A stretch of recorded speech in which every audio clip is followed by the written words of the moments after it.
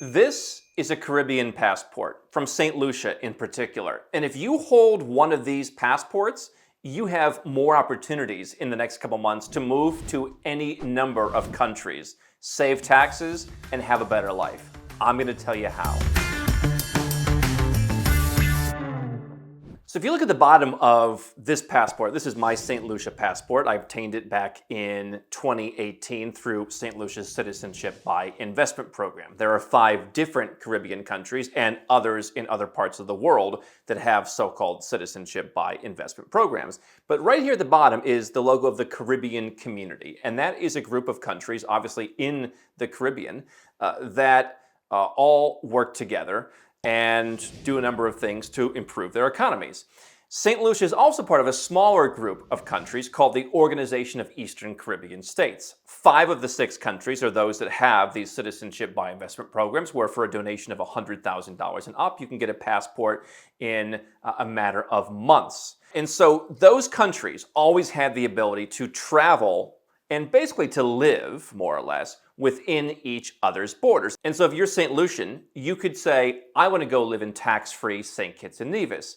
I want to go live in almost tax-free Antigua and Barbuda. Or I want to go live in Dominica. I want to go in Grenada. And those 5 countries which offer citizenship by investment to anyone who has a clean criminal record and can make the donation to the country, you would basically have the opportunity to live in not only the other countries, but also St. Vincent and the Grenadines, which has long resisted having a citizenship by investment program. So those 6 countries form the Organization of Eastern Caribbean States. And what I've seen some shady people in the business talking about, maybe some of them just don't know, is they'll tell their clients, and I've heard this when clients come to us, oh, I'm going to have 6 different citizenships. No, you have one citizenship. In my case, it's St. Lucia. In your case, it could be St. Kitts and Nevis. It could be Antigua. You pick one of those countries, unless you really want to be diversified and just get, we know one guy, he got all 5 of them just for fun. But you have then the ability to go and live in other places. If you're an American, it's like you live in California, but you can also go and live in Arizona. If you're a European citizen with an EU passport, you might be German, but you have the ability to go and live in Spain. And the benefit of that was you could get, let's say, the more affordable St. Lucia or Dominica passport, but if you ever wanted to live there, you not only have 5 or 6 different countries to choose from, let's say when there's the next pandemic, maybe they have different policies, or they certainly have different tax policies. St. Lucia is not a tax-free country, but St. Kitts and Nevis is. And so you could get the more affordable passport and then have the ability to go and spend some of your time in the other country. Well, that's the Organization of Eastern Caribbean States. And now, later this year, they are pushing towards a new rule which would have greater integration within this larger Caribbean community, which is about 15 countries. So not 6, but 15. Now, St. Lucia and again, all those Eastern Caribbean states are part of the larger Caribbean community. And there was always the ability to, with more stringent conditions, go and live in some of the other countries. It wasn't particularly difficult. You could get a skills certificate, but there's just more of a process. But now what they're looking at doing is opening it up to where you just have greater freedom of movement within not only the Organization of Eastern Caribbean States, but within the Caribbean community. Here's the thing, the biggest takeaway that someone might find useful is the Bahamas is a member of the Caribbean community. The Bahamas has a real estate-based residence program where anyone can move to the Bahamas, tax-free Bahamas. If you buy, generally speaking, $750,000 in real estate in the Bahamas, you can go and you can live there. Bahamian citizenship is not something that you're generally going to be able to obtain. They don't really do dual citizenship there. And so it's not a passport play. But if you just want a tax-free, tax-friendly place to live, the Bahamas works. The challenge is we've had a few clients who wanted to live in the Bahamas, and there really weren't very good options for entrepreneurs like you'd have, let's say, in the Cayman Islands, where you just set up your company in the free zone and then you go and you can get a residence permit for yourself. The Bahamas, really what we found was, generally speaking, the real estate option was the best one. And you might want to buy $750,000 in real estate. And if that's the case, then you don't need a Caribbean passport to make the process easier. But if you have one of these citizenship by investment passports, and everything goes according to plan, you'll be able to go and live in, I think the biggest one would be the Bahamas. So you get your tax savings figured out. Certainly, I think the pace of life in the Bahamas is certainly slower, as you've heard people say on our Nomad Capitalist Live event stage. If you love the beach, if you love close access to the United States, and if you really enjoy pushing rocks uphill, the Bahamas is for you. It is a constant struggle to get anything done. It's a beautiful, beautiful country physically, but it's just a very difficult infrastructure to get anything done. But I think that there's certainly more development. There's more, infrastructure for someone to live in the Bahamas than, let's say, what you might find in St. Kitts and Nevis. If you're looking for more infrastructure, if you're looking for more restaurants, if you're looking for more that kind of stuff, you're a little bit closer to the United States. If that's a priority of yours, I mean, you're right there. And so the ability to live in the Bahamas without having to make a high six-figure investment into real estate, you could move and you could just rent. You could do whatever you wanted. You could buy a less expensive property. And so if everything goes according to plan, you'll be able to go to the Bahamas. Other countries in the Caribbean community, perhaps not as interesting. So Jamaica is in there. Haiti is in there. You have some of like the British overseas territories like Montserrat. You also have places kind of down further south like Trinidad and Tobago. You also have places on mainland South America like Guyana and Suriname. And so for people who are concerned about having to live in an island is their plan B, having access to live on the mainland, Guyana and Suriname, also Belize is a member of the Caribbean community. And so Belize is also a tax-friendly place. Now, it's not that hard to get a residence permit in Belize. It's generally focused more on the retiree set. So if you're in your 40s, 50s, 60s, you're going to have an easier time getting into Belize than someone who is younger. The focus more is on those retirees. So to me, this makes a Caribbean passport more valuable once this all comes to fruition, in that, again, you always had the ability to live in those 6 different countries with just one passport, which you can obtain through a donation or occasionally through real estate or other investments. Generally speaking, you want the donation. So you always had that difference. And so let's say you're an American.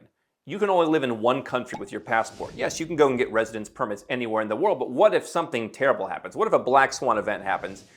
It may be difficult. They may not be processing new residence applications. That's why I say get your multiple passports and residences set up now before you need them. But if you have a passport where you can live in different countries, you could perhaps say, okay, well, this country doesn't treat me as well. Something bad's happening here. I'll go over here.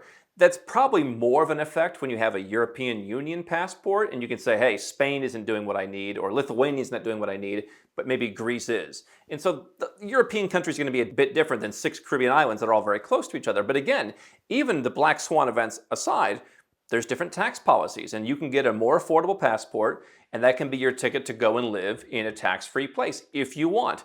The benefit of these passports is you never have to do that. You don't have to move to Saint Lucia. You don't have to move to any of these countries. But when people say, I want a second passport as a backup plan, I'm looking for how can I give them as many benefits with each backup option they have. 6 countries that you have access to for the price of 1. Now that could go to 15. And so for people who say, hey, I wouldn't want to live on an island that doesn't have as many services. Hey, St. Lucia is beautiful, but I would go there on vacation. But I wouldn't go there for more than 2 weeks. I couldn't live there. Hey, the taxes aren't zero. But St. Kitts doesn't seem as interesting. Okay, now you've got the Bahamas going to be opening up to you. Tax-friendly Belize opening up to you. Other people say, well, hey, what if, I need somewhere to go, but it's hurricane season. I don't want to be on an island. Well, obviously, every hurricane doesn't come through all these islands. But okay, Guyana, Suriname, Belize. There's places that are, kind of out of the hurricane belt. So you're getting more options from this. And so I think when I look at why would I want citizenship by investment in the Caribbean, I have a portfolio of passports. We recommend that to our clients. If you're just looking at, I want to get 1 second passport and then just everything else, forget about it, you're looking at it the wrong way. The second passport is an entry point to asset protection, asset diversification, different residences for places you can live. Most people are not going to go down and live in any of the Caribbean countries, but I think it's comforting to know whichever country you're living in right now, whatever country you're a citizen of, if something terrible happens, you've got a place where they have to let you in. Most countries are not going to go the way Australia went and keep their own citizens out. I don't think a small country like St. Lucia can afford to do that. They'd be chastised by the entire community. They wouldn't do that. It'd be their program. They would never bring in any more money. So there's an economic interest for these smaller Caribbean countries to make sure your citizenship is going to be honored. You have it for life. Your kids have it for life. And if something happens, you've got a place to go. If you're from the US or Canada, It's close enough. You can get on a nonstop flight. And if things are bad enough, you can charter your own plane and you can get there. It's not that far away. It's a couple hours. So you've got this ultimate plan of a place you can go where they have to let you in. You're not reliant on tourist visa policies or, hey, sorry, no tourists allowed due to COVID or whatever else. You have the most permanent access you can. And if you can get that for, where you could go to 6 different places or 15 different places, that would be better. Obviously, you can go to Belize and get a residence permit. For a much higher price, you can go to the Bahamas, you can get a residence permit. I think we researched a couple years ago Montserrat with a couple thousand people. There's a way to get a residence permit there if you want to be in a place with a couple thousand people. And so giving yourself flexibility, black swan events, taxes, lifestyle for retirement, the prices of these residence programs in the Bahamas was $500,000 not that long ago. Now it's $750,000. Why? There's more demand for these things. So just having this access is going to keep your price down over time. I don't think just getting a Caribbean passport solves all your problems. It does give you visa-free travel to a lot of places around the world. That continues despite all the scuttlebutt. Caribbean citizens can still go to the Schengen area in Europe. They can still go to Ireland. 4 to 5 of them can still go to the United Kingdom. They can go, I've got stamps from places from Chile to Mauritius, Ireland. I've been all over the place. And really nobody gives it a second look. And if nothing else, it's a good diversification tool that what happens if your country falls out of favor with certain places and you need to go somewhere? I'd rather be Saint Lucian than American or Saint Lucian than British when I'm going to 90% of the countries in the world as long as the visa policy is the same. So the bottom line is you want to have a couple different passports you can use to travel around the world that fully protects you, that you have options. Whatever happens in the world. And I think having access to live in more countries now with one passport doesn't mean you're a citizen of 15 countries, but it means that that country has these great arrangements and these great alliances that you can benefit from.